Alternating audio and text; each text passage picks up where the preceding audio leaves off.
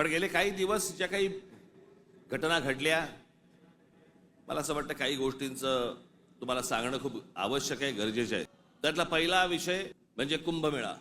मी त्याशी म्हटल्याप्रमाणे ते आमच्या बाळा नांदगावकरांनी पाणी आणलं आणि मग मी त्यांना सांगितलं पिणार नाही मी.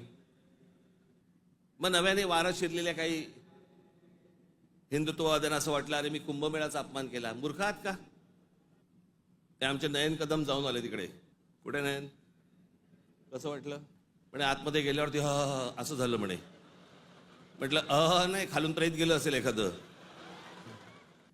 आपल्या देशामधल्या नद्यांची जी अत्यंत भीषण अवस्था आहे, ज्याला आपण माता म्हणतो, नदीला देवी म्हणतो,